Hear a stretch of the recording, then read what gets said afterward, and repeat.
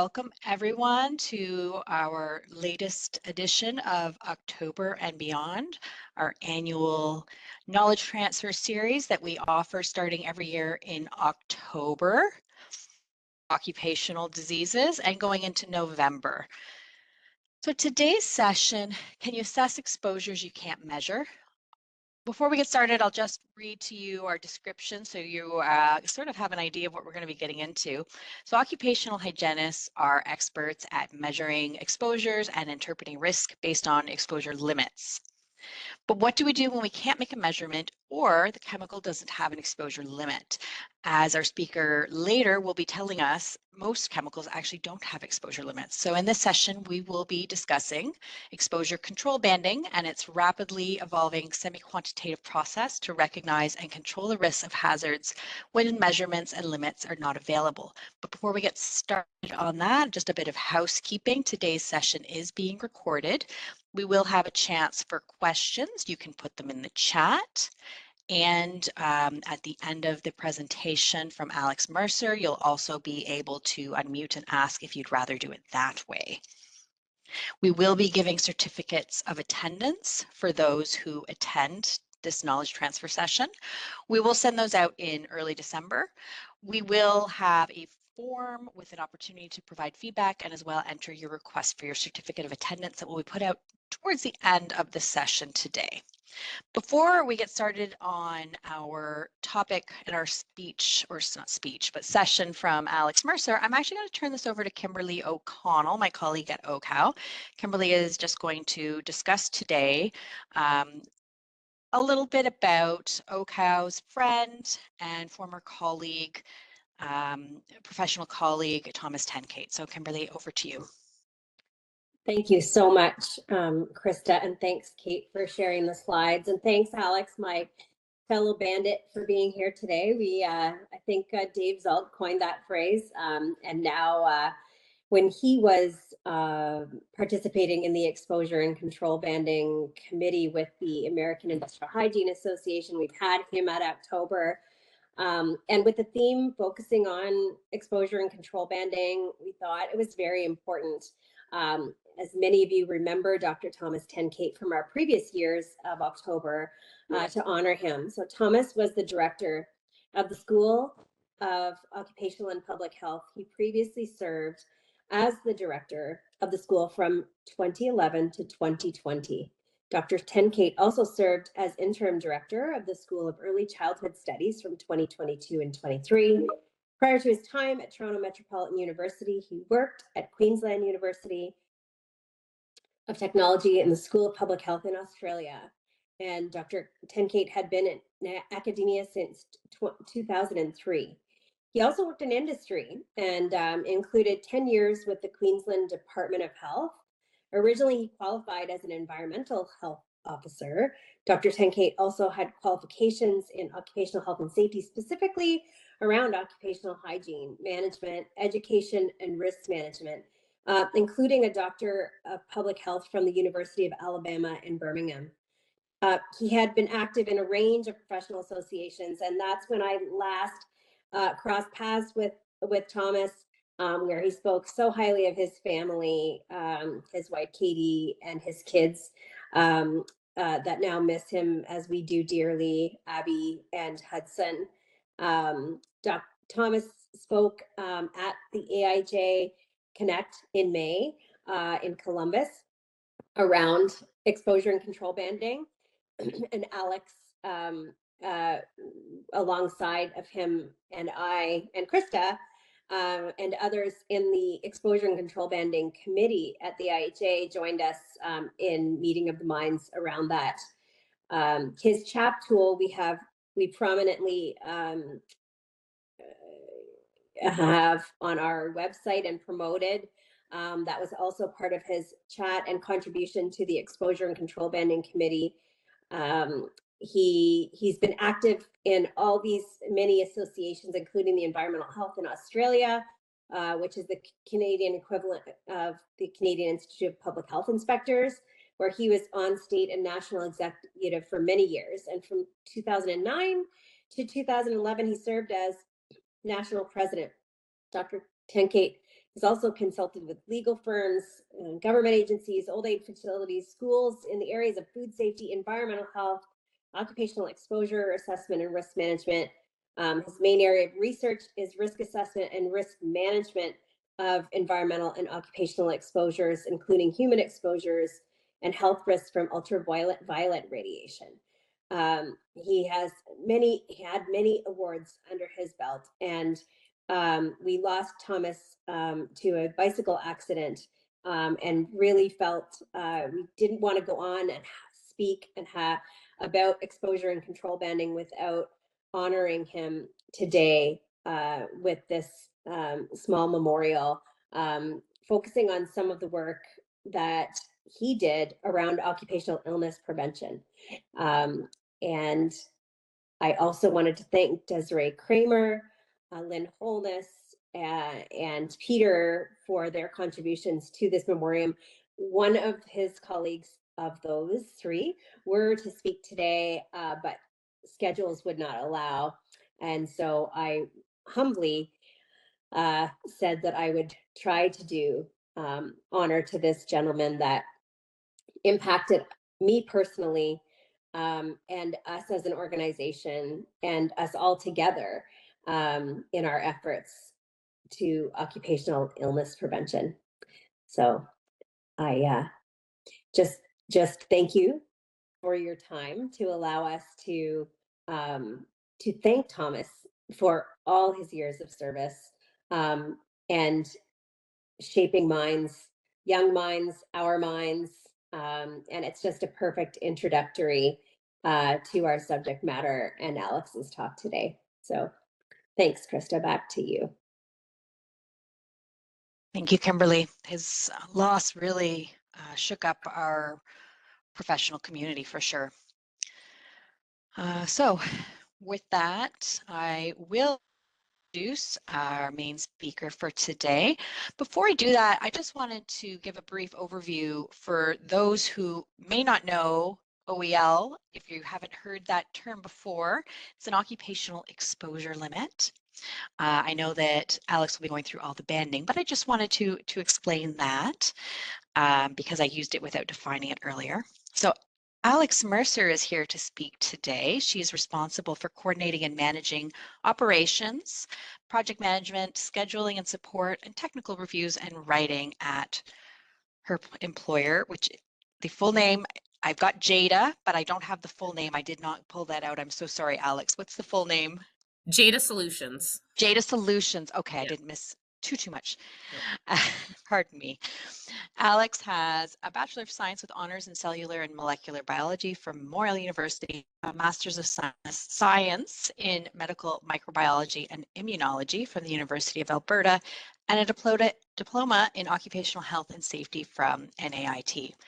Alex began her career as a molecular microbiologist, transitioning into the field of safety and industrial hygiene in 2014. She's both a certified industrial hygienist, or CIH, and a registered occupational hygienist, or ROH.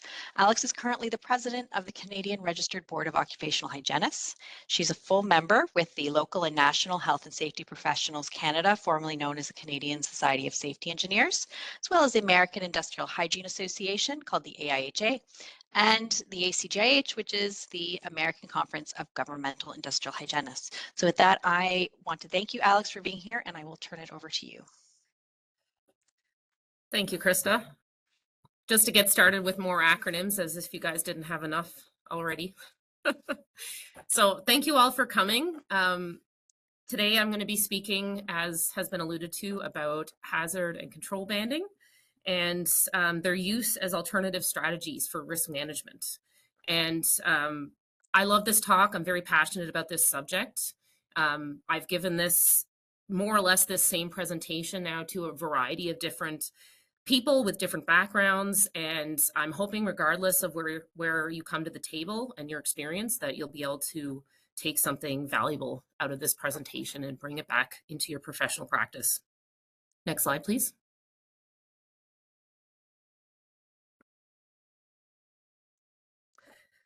So a bit about what we're going to discuss. I'll give a quick background. Again, you've heard most of it, so we won't beat a dead horse, so to say. Banding 101 I'll give you a brief overview of the concept.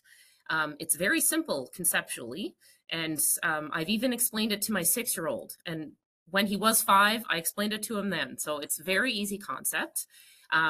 But once we get into the weeds, as we will a little bit, there are some complexities, and depending on which strategy you choose, hazard or control banding or occupational exposure banding, there is a tool and there is a strategy available regardless of your experience level. So if you're a hygienist, there's a tool for you. If you are a safety generalist or a general manager, there's a tool for you as well. A little bit about applicability, and then we'll have some time for questions and comments at the end. Next slide, please. Again, next. Keep Kate on her toes here, switching my slide. Back one. Thank you. So Krista so graciously introduced me, so thank you for that. I come from a molecular biology, microbiology background. I love disease. I've loved it since I was a child. My dad had many, many books about seemingly macabre books coming back as an adult about, disease and epidemiology, but I really got into that very young. I thought it was so cool. So most of my formal education is surrounding that. And for a variety of reasons, I ended up changing careers in 2014 and kind of found hygiene by chance, and I never looked back. About 2019, I got involved with banding as a concept, and then more formally involved with the AIHA Exposure and Control Banding Committee in 2022. And since being part of that committee, I've tried to contribute as much as possible. Synergist article, which summarizes more or less the concept of this presentation. It's still available online. I'm sure Krista can provide the link if anyone's interested. And I continue to promote banding in my professional life, so both through presentations like this and also actually using the strategies in the consulting business. So JADA Solutions is a consulting firm, and many of our clients benefit from these banding strategies, and I've helped roll that out with a variety of our clients to help with chemical risk management and improving the overall safety of their workplaces. Next slide. Again, next. Thank you. So a little bit of background. As I'm sure many of you are aware, there are a lot of chemicals out there, and it's growing exponentially every year. So right now, the Chemical Service Registry has about 200+ million chemicals listed with a CAS number. So if you've looked at an SDS sheet, chemicals that are registered are assigned a CAS number, which is a unique identification number. So there's 200+ million. In terms of chemicals that are used in industry, obviously it's a little bit less.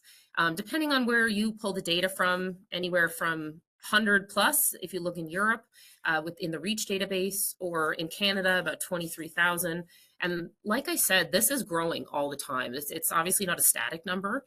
As more chemicals are synthesized, variations of existing chemicals, this, again, it's just getting higher and higher, and will continue to do so over the foreseeable future. Next slide.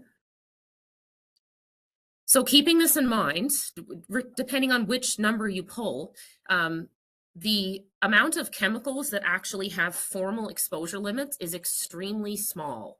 I didn't put a quantitative number here because it really does depend on where you pull the data from, but you get the picture. We're dealing with a lot of different chemicals here, and we only have a very small number of them with formal exposure limits with which to apply that normal exposure assessment paradigm, where we measure the air generally and compare those results to an exposure limit to determine whether or not the employee is at risk of overexposure. Next slide. So where does that leave us? Because that puts hygienists and safety professionals and anyone really dealing with chemical risk management in kind of a tough position sometimes. Next slide. So enter the bands. This is where they really shine. So we're going to talk about 3 approaches: hazard banding, control banding, and occupational exposure banding. Conceptually, very similar. And again, as we'll see in practice, they're slightly different. But we're going to go over all three of these concepts, and hopefully, like I said, you'll pull something useful out of these topics. Next slide. So banding strategies are great because they provide an alternative for chemical risk management, even in atypical situations. So if you do not have an exposure limit with which to compare monitoring data, or if you don't have any monitoring data at all, in some cases, there's no methodology that has been developed to assess certain airborne hazards.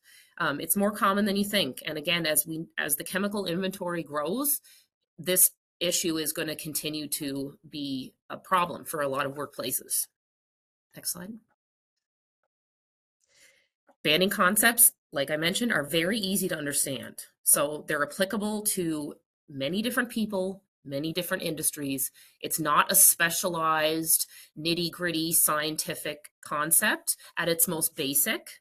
It can get there, but at its most basic, there are tools that are very easy to understand and very user-friendly, which is very beneficial for many organizations who may or may not have the financial resources to bring a hygienist on board, or the time, or again, financial resources to conduct large-scale exposure studies or bring on a consultant. That's not applicable for a lot of businesses, especially small businesses. However, they still have chemical hazards. So these concepts are great for those situations and more. Next. So this used to be interactive. It's not so much anymore. So bear with me, and I hope you'll get the gist. But we're going to play a quick game. So have a look at the shapes in front of you. And next slide. So first, I want you to try to sort them by shape, and I want you to tell me how many yellow triangles there are. Next slide. And next slide again, please. I can't give you too long to look at it. So, I mean, just keep a number in your head. Again, if we were all together in the same room, this would be a bit more interactive, but we'll bear with me here and we'll get to the point. Same exercise, we're going to sort by color this time. And again, how many yellow triangles? Go ahead. And again, let's turn that slide relatively quickly, please. Thank you. That was pretty quick, but you get the point. Now we're going to do color and shape. Go ahead. And again, change. Don't want too long. So which one of those sortings was easiest? I know, again, we're not interactive, but I think I speak for most people. When you sort by color and shape, multiple categories, it's much easier to tell, even when you only look at it for a second or two, how many yellow triangles there are. So the point of this exercise is that sorting things into like categories bring some sort of order to what looks like at the beginning just a bunch of shapes, chaotic shapes. So doing this sorting exercise increases the accuracy of the answers and thus more consistent outcome. So again, this is how simple banding concepts are. Next slide, please. That's all we're doing. We're sorting like into like. We're sorting chemicals. I mean, they're not shapes, but they're chemicals into like groups. And because of this, it can help us be more accurate with our conclusions and thus get a more consistent and accurate outcome. Next slide. Next slide again. So starting at the most basic of these ideas is hazard banding. So we're talking about chemical hazards, and again, we're sorting them into groups based on their intrinsic hazardous properties. So toxicity, corrosiveness, flammability, reactivity, sometimes more than one. But again, we're sorting like with like. Next slide. Once we do this, we're going to assign them a hazard band, A through E, starting at A, which is the most minimally hazardous, all the way down to E, which is an asterisk special cases. We'll talk a little bit more about what that means, and then everything in between. Next slide. So in case you're wondering, what is a minimal hazard versus severe, this is general anticipated health effects associated with each of the hazard bands. So A, were minor things, skin irritation, mild eye irritation.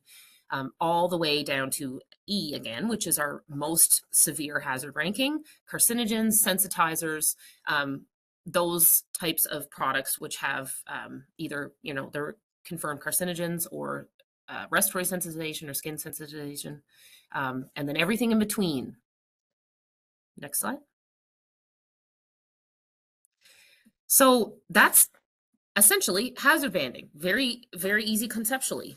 Once we have a hazard band, A, B, C, D, or E, we will then link that hazard band with its matching control band. Next slide. So control bands focus on recommendations for risk management and or exposure control. Again, it depends on which hazard band that you are assigned. Obviously, the control bands associated with something banded into an E group will be quite different than those banded into an A group. And again, that logical matching between level of hazard, level of controls, that's safety 101. And as I think it'll say in a couple slides, it follows the hierarchy of controls, which many of you are familiar with. Next slide, please. There you go. Perfect. Okay. So again, conceptually easy, but in practice, how do we make this happen? There are a couple really nice online tools that have been designed for the purposes of hazard and control banding. One of the most commonly used one is COSH Essentials, which is from the UK. So keep in mind that the control recommendations do use UK language and references, not the end of the world. And just tidbit from our committee is that there is wheels in motion to Canadianize this tool. Not yet, but again, hopefully in the next few years, that might be something that is useful for you guys. But this is a very user-friendly online platform. It's intended for small, medium enterprises. If you have minimal toxicology knowledge, this is a great tool for you. If you have minimal safety knowledge, even this, again, it's a tool for you. It's very user-friendly. It's just a matter of typing in data from publicly available sources, pressing a couple buttons, and out comes your control recommendations. Next slide. So in terms of what you put in, so what data goes in, like I said, it's all publicly available. You don't need any special subscriptions or you don't need to pay any money to access what you need. All you really need is the SDS documents, which, as we know, every chemical product on the market should come with an SDS. And then you also need some use parameters. So you do need knowledge of the process. You need to know approximately how much of the chemical is going to be used, and environmental parameters. So what's the temperature in the room? Again, nothing real intense, but you will need to know a little bit about what the intended purpose of the process using that chemical is. Next slide. So again, based on these inputs, you'll get a hazard band, as we discussed, A through E. Next slide. And again, the output is the control band. Next slide. So in the COSH Essentials system, there's 4 general approaches for controls. And again, they range from minimal controls all the way down to C specialist, which is essentially you need to call an occupational hygienist to help you. But at the top, we have general ventilation. Local exhaust ventilation for some of the more moderate hazards, containment of either the chemical itself or the process.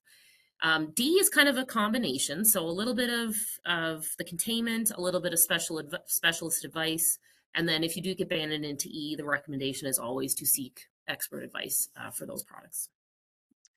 Next slide, please.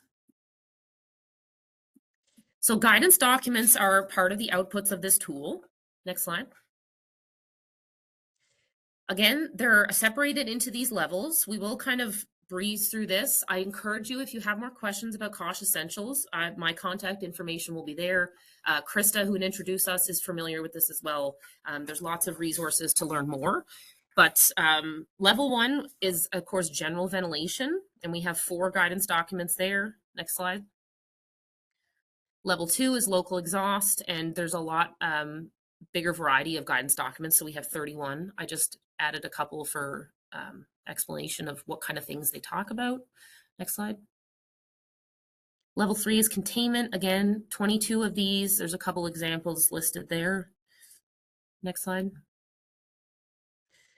Expert advice, again, the intent is to direct you to a hygienist or a toxicologist, depending on what the output is. But there are two general documents in this, which is general principles. So again, just general safety ideas, and then health surveillance for occupational asthma. No other occupational diseases listed at this time, but again, it's some general tips and tricks and pointing you in the right direction, essentially. Not intended to be the be all end all of this. Again, the intent of level 4 is to seek expert advice on these controls. Next slide, please.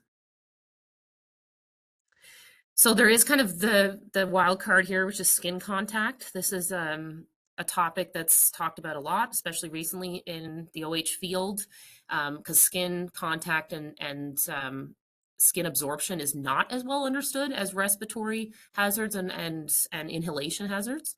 But there are two guidance documents here. Again, they're pretty generalized, but it can point you in the right direction of where you should be looking. Skin and eye contact is the first, and then a general selection of PPE for skin and eye hazards. Next slide, please. So in addition to these guidance documents, there's also a list of direct advice sheets. Next slide. The direct advice sheets are industry specific, and there's quite a few industries that are listed. I put up an example of something that's common in Alberta. That's where I'm hailing from. Likely the same in Ontario, but silica is obviously talked about a lot, especially during summer months. There is silica specific direct advice sheets in terms of construction. This is just an example, what they look like. Again, there's pictures on a lot of them, which is great. And they're very nicely, clearly laid out. Next slide, please. Excuse me. So quick summary of COSH Essentials. It's a qualitative tool. It's very user-friendly, and the input is quite basic. Some of the limitations, the outputs are dependent on the quality of the inputs, like many tools. Essentially, if you put in less than ideal information, you're probably going to get a less than ideal output. So keep that in mind. They do tend to be overly simplistic and tend towards the overprotective with controls. However, those of us, especially in the safety risk management field, it is prudent often to err on the side of caution.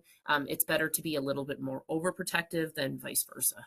So is it a limitation? Some would argue it's not, but it is one of those limitations that's talked about with these tools.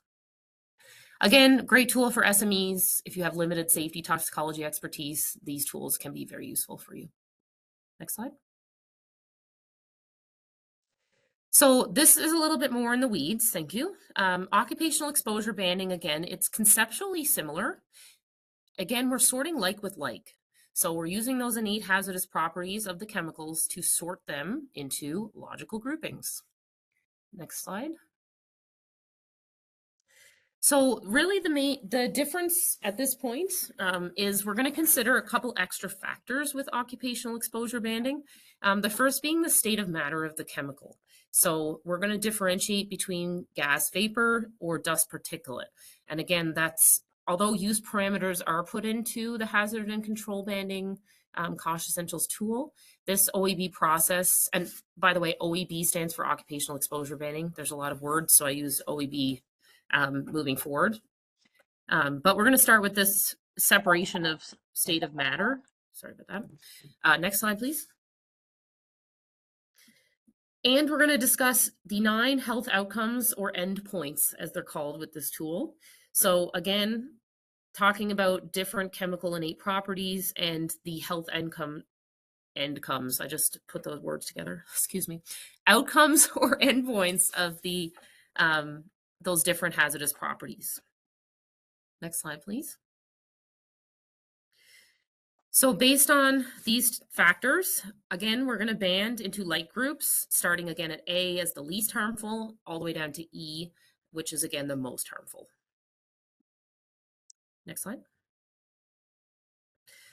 So another key difference, and this is one of those things that if you take away anything, I hope that you take this away.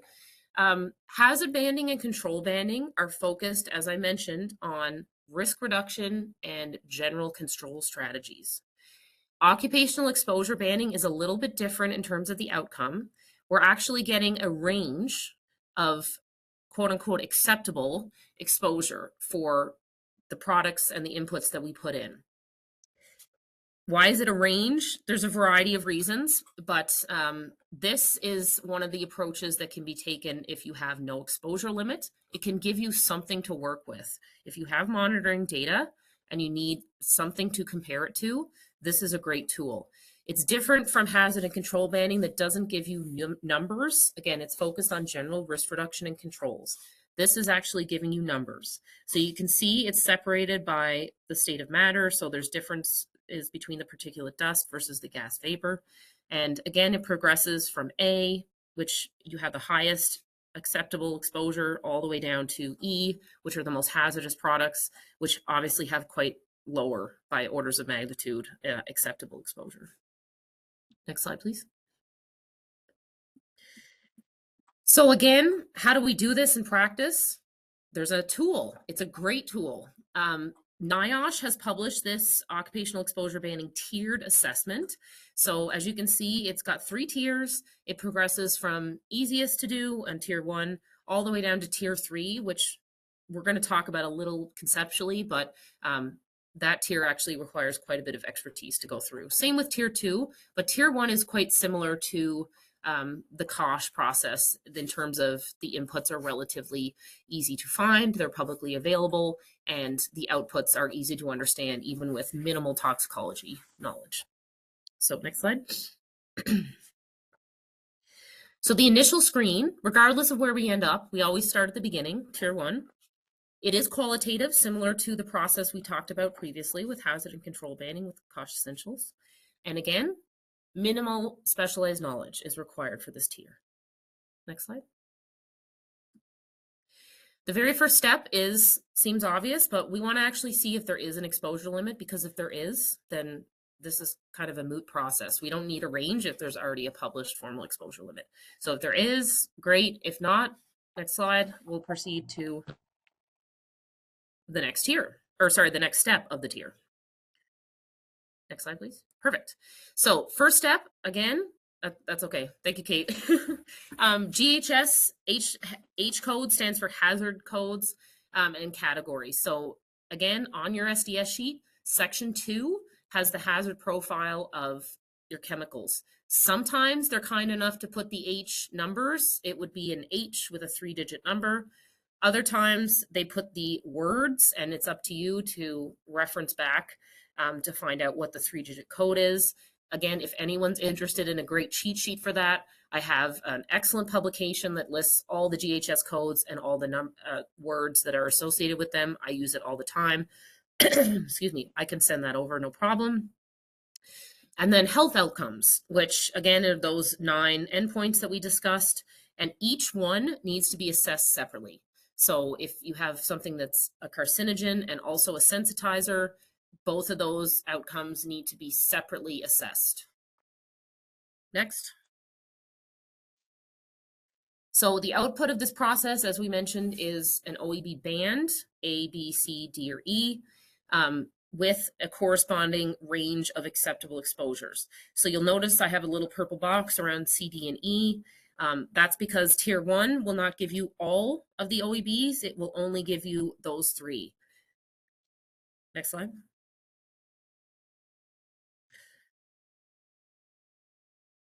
Tier 2 will be a little bit more, tier 2 will be used to separate even further. If you get E, you stop anyway. The reason being is that moving to the next tier, you're going to put additional inputs into the tool, which is going to narrow down the band. So you may actually change bands from tier 1 to tier 2.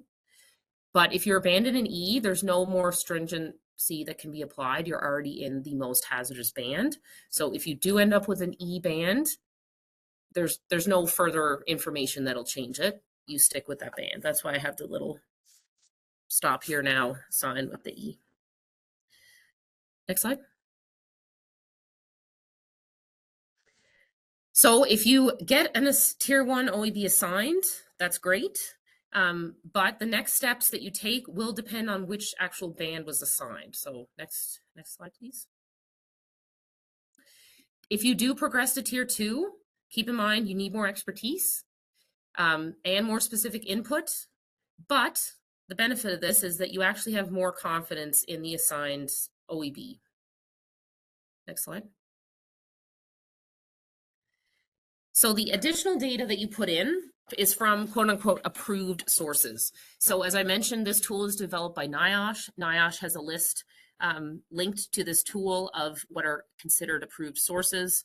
And they include proprietary in-house data, vetted databases. There's a very long list. I obviously won't go in through them all now, but again, NIOSH has determined what is good, what is not so good, and they have recommended which sources you should be using for tier 2 inputs. Next slide. And within that, they've actually ranked them. So rank 1 are like the best. If you can use rank 1, great. If not, they also have a kind of second rank list of sources that are also acceptable, but again, not quite as preferred as rank 1. Next slide. So input here, again, we're going to talk a little bit more about the toxicological information. It could be categorical, which is kind of a yes or no answer. Or it could be potency based, which is not a yes or no. There's more, you know, it's something like an LD50. Again, it's data that's not just is it or is it not. It's to do with potency. And of course, that implies that there needs to be research done. So you would be pulling this data out of literature that's been peer reviewed and most often published in reputable journals, or other reputable data that has, again, been pulled out of that either rank 1 or rank 2 list of approved sources through the NIOSH database. Next slide. So at the end, we get a score. So after you put in all this information, you'll get what's called an endpoint determinant score. It's often abbreviated as EDS. As I mentioned, you have to do each health outcome separately. I said, you know, if you've got a carcinogen and a sensitizer, you will go through this process for both outcomes, and both will end up with a separate EDS. For that product, you then add them all up, and you get your total determinant score, also abbreviated as TDS. And you might have, you know, 10 endpoint determinant scores. You might have 3. Again, it depends on the product, but regardless, you add them all up, and then that gives you your total determinant score. Next slide. Excuse me. So what do you do with this? You compare it to a threshold. The threshold has been developed by NIOSH, probably through exhaustive testing, but it's 30. Next slide. So if your total determinant score, again, that's the sum of all the endpoint determinant scores, if it's 30 or higher, you get a tier 2 OEB. Great. If it's less than 30, that means that there's not enough confidence in what you've put in the tool to actually say you can have a tier 2 band. It won't give you one. What it'll say is go to tier 3. Next slide. You might also get an E band, as I mentioned. No more stringency can be applied. If you get one of these, you are banded as E, and you must seek expert advice generally to ensure that you're protecting your workers as far as you need to, because again, these are the most hazardous chemicals, those carcinogens, those sensitizers, sometimes both. Next slide. So a quick summary of tier 2, it is semi-quantitative, again, because especially if we have potency data in there, it is a little bit more than just a qualitative assessment, which is great. It is a secondary screen, so it is expected, of course, that you go through the tier 1 process before proceeding to tier 2. And more specific input. So we have to, you know, deviate from the SDS and do a little bit more digging into the literature and more of those approved sources to find those inputs.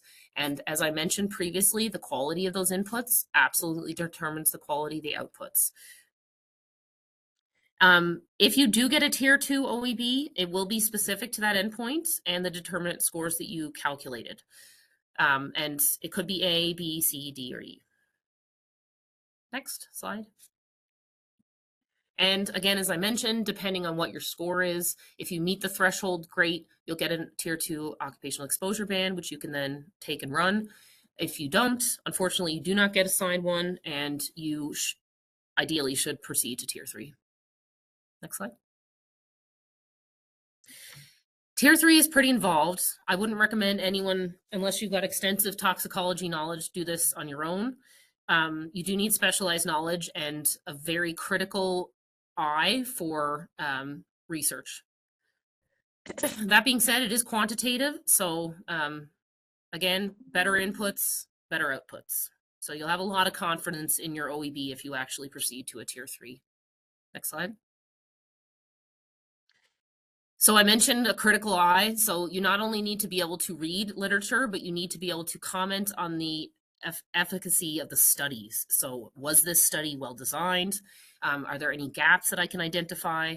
So it requires more than your basic knowledge in, here's the hypothesis, here's the end conclusions. You really need to be able to poke holes in their research setup, and this requires a lot of expertise, probably a PhD. So again, this is not for the faint of heart. If you do need to proceed to a tier 3, it's best to probably seek expert advice and support with this sort of endeavor. Next slide. I alluded to this. We can do next slide. I know we're cutting close to time. This always happens. I could talk a lot. Oh, no, don't worry about that. We have extra time because we built in time for questions, so don't worry. We want the material. Perfect. Okay, so if you do proceed to this, you will be assigned a tier 3 OEB. Again, if you meet that data threshold, that's again the yay or nay, whether or not you've put in sufficient and quality inputs to actually be assigned that tier. Next slide. So a summary, again, we went over this very, very quickly, I know, but tier 3, like I said, not a lot of you, if any of you, will ever do this. I have never done a tier 3 assessment, and I've done a lot of banding. So it's not for the faint of heart, as I mentioned, but it is quantitative. It's a tertiary screen. We expect that you've gone through tier 1 and tier 2 prior to proceeding to a tier 3, and it's very specific in terms of what you put in there. There's a literature required, and like I mentioned, critical analysis of the experimental setup and identifying any holes or gaps that you see in both the experimental setup and the conclusions that the group has drawn from the results of those experiments. Next slide. Same as with tier 2, we still have to meet that threshold in order to be given a band. If you actually don't meet the threshold with the tier 3, the substance is beyond the scope of the current capabilities of this tool. So it can happen. It would be unfortunate if you went through this whole process and that was the end point, but managing expectations here, there are substances that can't be banned yet with the current capabilities of this tool. Next slide. So some limitations, because we always have to talk about that. Mixed exposures are not well handled by the OEB system and the OEB tools that we currently have. Again, it's something that is a known limitation, and talk to me in 10 years, it might be a different story. But right now, mixed exposures, which those of us in industry know that that's quite common actually, not well handled with this tool. Further, there's data gaps in the literature. Regardless of the topic, literature always has gaps. There's areas that are not as well studied. There's areas that just for whatever reason have never been studied.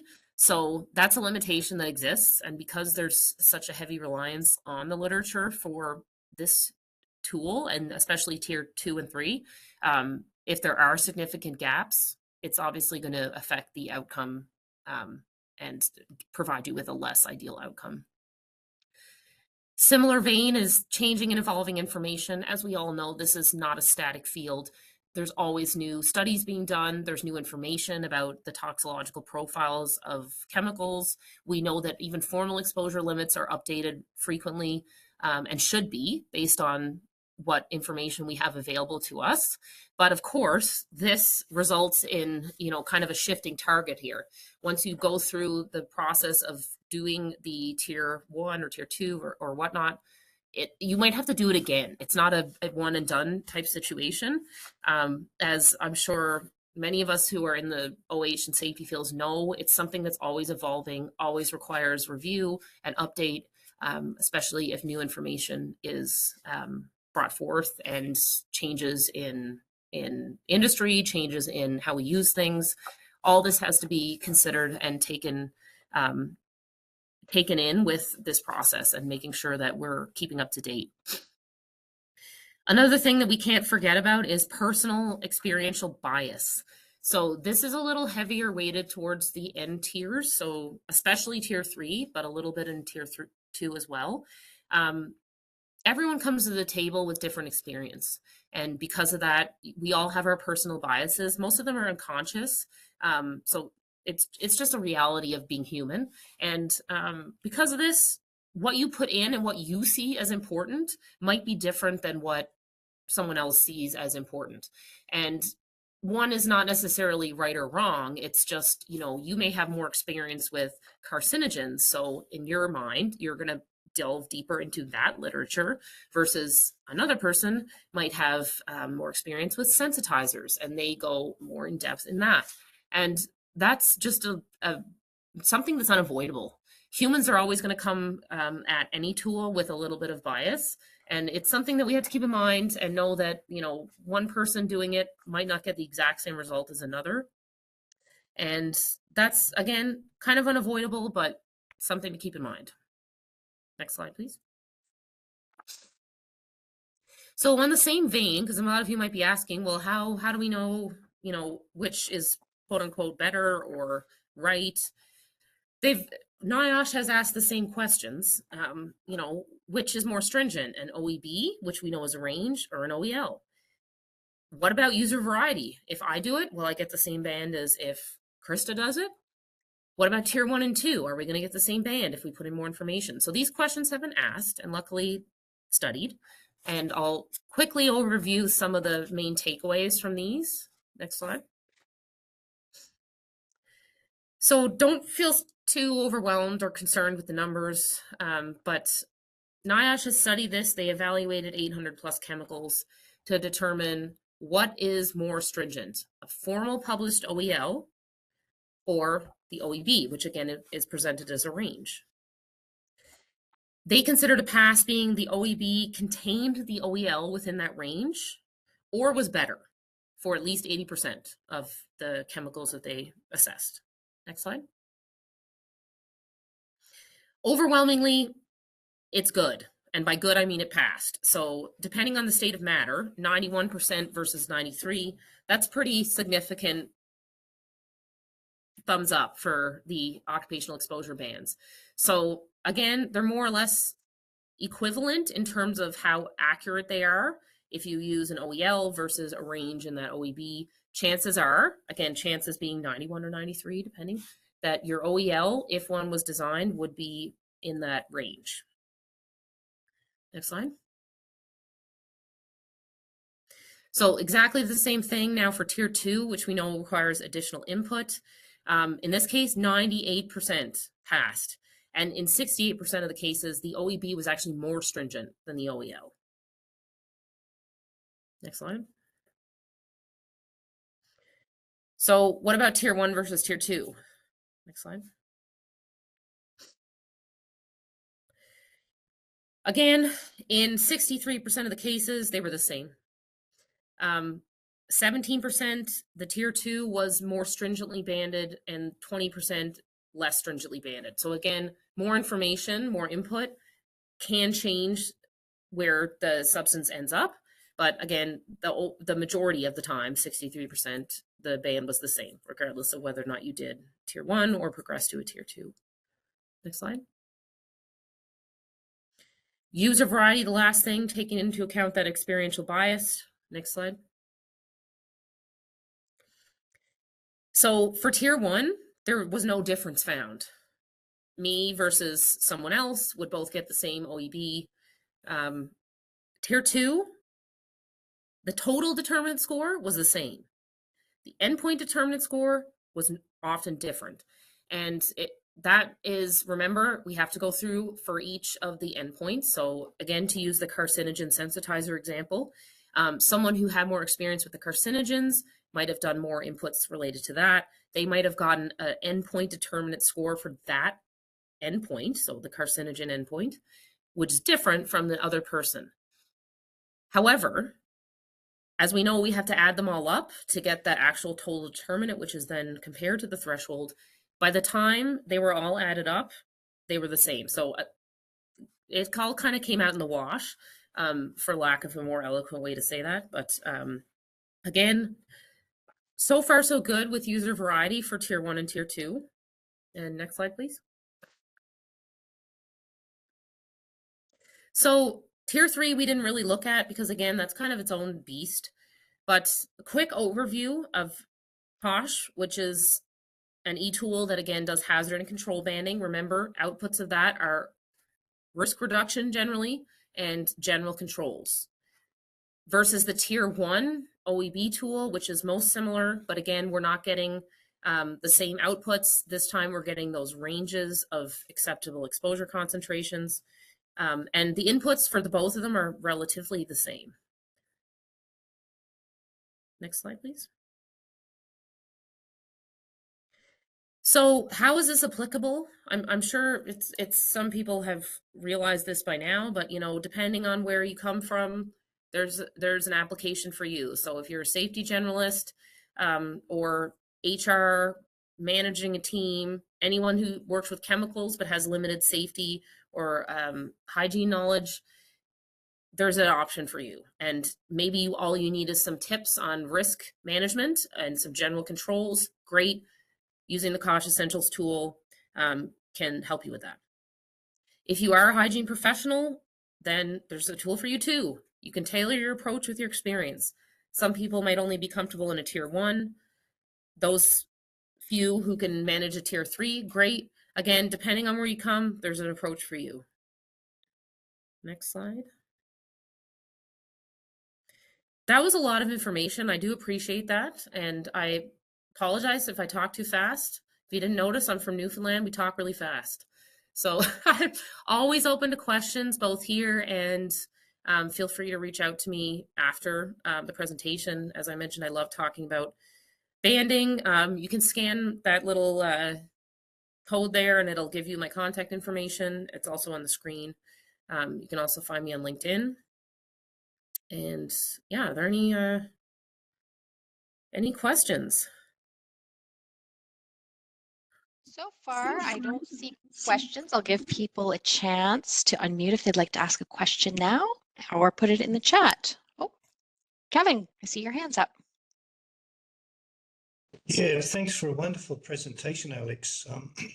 I just had a comment with safety data sheets, and just, Thomas Tenkate always used to say, garbage in, garbage out. So it's really important that a good review of the SDS is done. And just as an example, I did some work for a car detailing group where they were actually using a chemical to clean rims of wheels. And when I looked at the safety data sheet, it had ammonium bifluoride in it.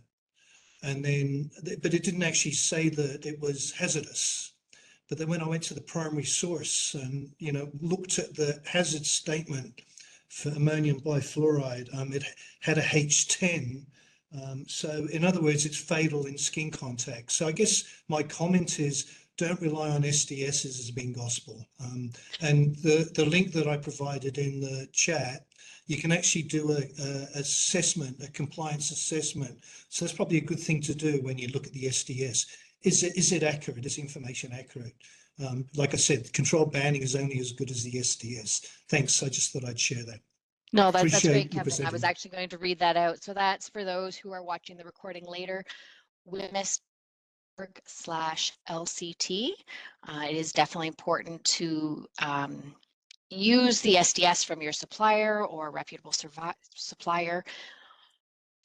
Also, I want to note on WHMIS training, it is a requirement if you work with or around or any point involved with any of the hazardous materials or controlled products, you do have to have that training. In Ontario, the Workplace Health and Safety Centre offers the training, as do all of the sector-specific health and safety associations. So that's IHSA, PSHSA, WSPS, Workplace Safety North, and as well a number of consultants offer that training as well, so that you have the skills to be able to evaluate that. Do you, Alex, does JADA Solutions also offer that training? We do, yep.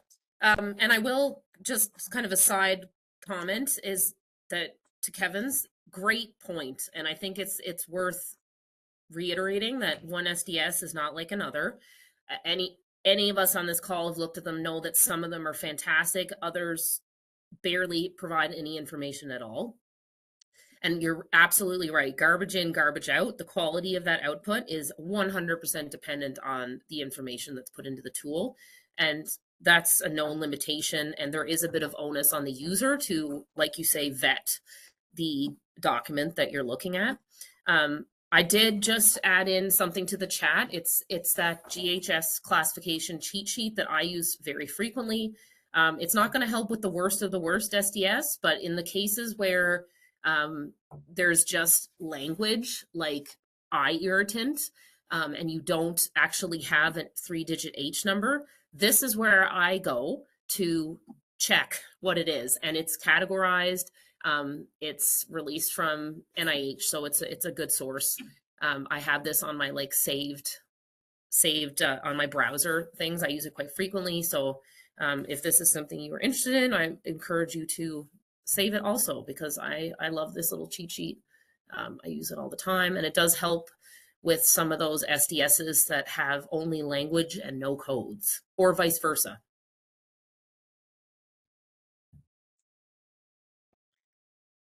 And Kim's adding some nice links too on SDS. Demystification.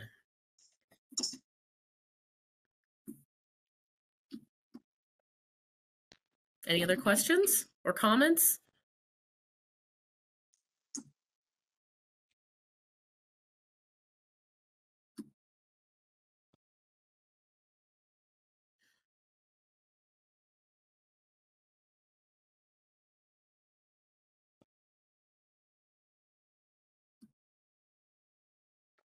Oh, Kevin's got his hand up again. So Yeah, just another cheat sheet, so to speak. The European Chemicals website also is a great place to go to get hazard statements, and that's updated regularly as the assessments are done for REACH. I thought I'd share that. Thank you. Thank you. yeah, ECHA is a really good resource. I will check it for a lot of chemical information. That's ECHA. Mm-hmm. So if you put that in your search engine, that will pop up there. Kimberly, you had your hand up briefly for a moment there. Was that something you had intended to do, or was? Yeah, I hope it's working. I'm changing my virtual background here so you don't have to see my face. But I just wondered, honestly, I was curious because Alex and Krista and I and Kevin is very much a control bandit as well. As you can see, I see a Sonia here, might be the person that the expert on the podcast for demystifying the safety data sheet. So I did want to mention that. I was curious if people, a lot of the tools that we're trying to create at OCal have a hazard banding, a control banding, and I think it's a direction that we would like to go to be as accessible to, as you stated, Alex, you know, there are tools, and we would like to create more of them that simplify this for people. Take some really complicated information and make it more practical. And I would even argue the silica control tool is a slight version of that. At least it's a tool, and it's, you know, advising on controls, using some data rather than banding necessarily. But yeah, so just I guess a comment to, if people are using, or did you know you were using exposure and control banding from the audience? And if you would like to see more tools of that nature, yeah, just kind of a thought there to pull the crowd. But I just, yeah, thank you so much for the beautiful talk. My pleasure.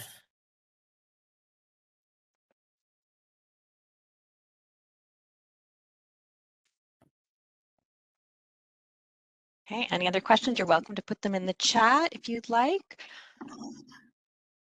I think I'll just say, because I have used all of these except for the NIOSH OEB Tier 3. So I've used the Tier 1, the Tier 2. I've used the COSH Essentials. I've used the CHAP risk assessment that we talked about very briefly at the beginning. They are all useful for different reasons, which I think you outlined really well, Alex. I think all of them have a slight learning curve, but all of them have resources to help you understand that. Some have videos, some have like a quick write-up explaining it.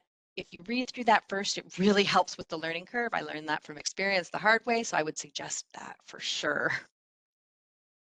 For sure. And absolutely worth saying, there is obviously going to be a little bit of a learning curve, but great resources out there. And one last thing, if I could say one more thing, and I wish I would have put this into my presentation, but I didn't want to have it, you know, go on forever and ever and ever and ever, is there's always one of the questions, especially when this is presented to primarily a team of hygienists, is where does this fit into the traditional exposure assessment paradigm? Because that is generally what's taught as the holy grail of assessing worker exposure. You know, you have substances that are identified as hazards. You use a recognized and validated methodology. You get exposure data, and then you compare it to a level, a published level, formal exposure limit, or whatnot. This approach is not meant to be taking that over. It's meant to be complementary, and there are many situations in real life that an exposure assessment is not practical for whatever reason. And it's very labor intensive to do an exposure assessment, and it requires expert knowledge. And the reality of life is that the vast majority of businesses do not have access readily to a hygienist and do not have the resources or the time to make an exposure assessment happen. This is where banding is really valuable, because is it better than an exposure assessment? No, that's not the question that needs to be asked. It's not better or worse. It's just an alternative strategy. Again, the title of this talk was Alternate Strategies for Risk Management. It's a tool that can be used in a variety of different contexts, and for everyone. It's for everyone, and it can help with those organizations which do not have the resources or the time, because many banding things can be automated. It's a system that's easy, it can be automated, and it can help with risk assessment and help make work with chemicals safer, even for small businesses, even for those businesses who don't have the benefit of a hygienist or that exposure assessment data. So, and just as a sneak peek, just to plug our committee a little bit, is we're working on another series of articles in the Synergist which explore exactly what I just mentioned, and I'm hoping that the first of that will be available relatively soon. Again, it's kind of in the works, but I hope to have more to share in terms of this topic and how it's applicable and why it's so important to talk about. And we'll just convert as many people as we can, one person at a time. Yeah. To the bandits. I like that. I like that. You know what? I don't think I've ever heard that before today, and I like it. So jump on in, I'll step Kimberly. off the soapbox now. Oh no. I'm up there with you on that soapbox. Yeah.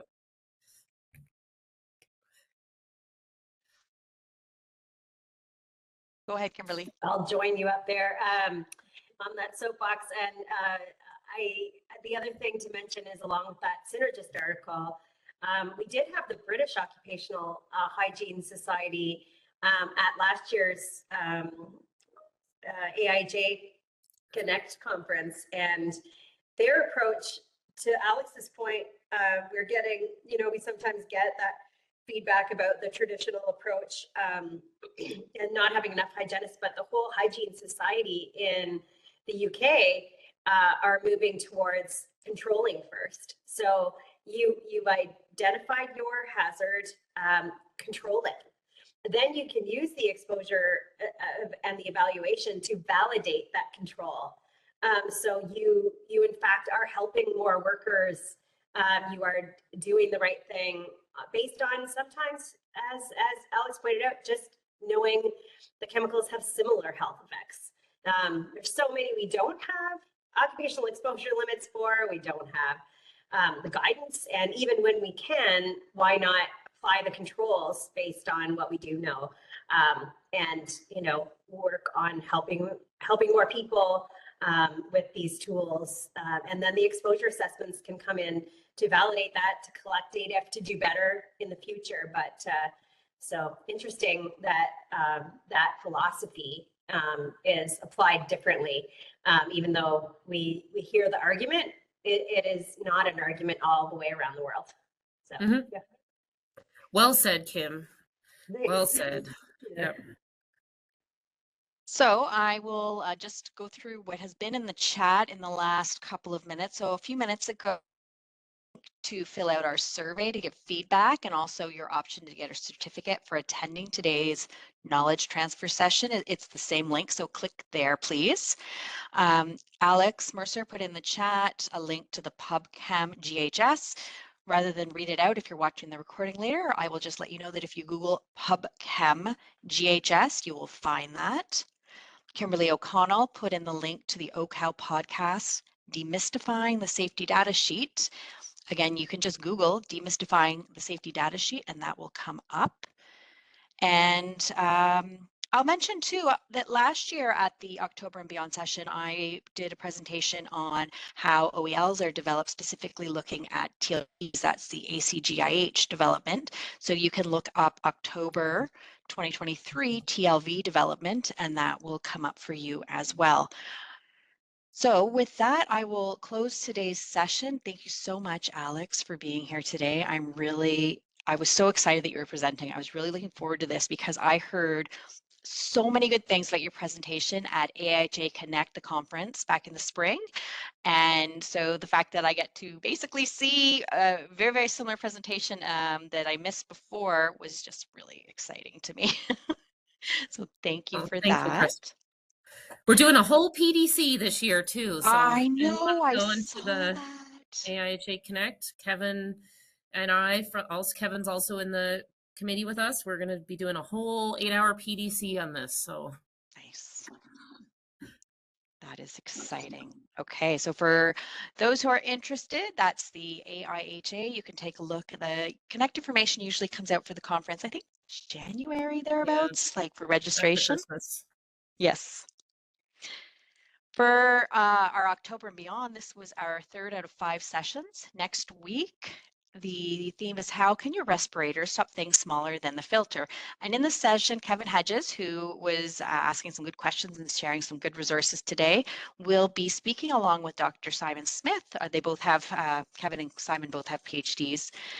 Simon is retired from 3M. He is a renowned respiratory expert, so we're very excited. They will be talking about selecting respiratory protection against bioaerosols in particular with risk assessments, and there will be an aspect of control banding for selecting your respiratory protection. It's going to tie into that theme really well.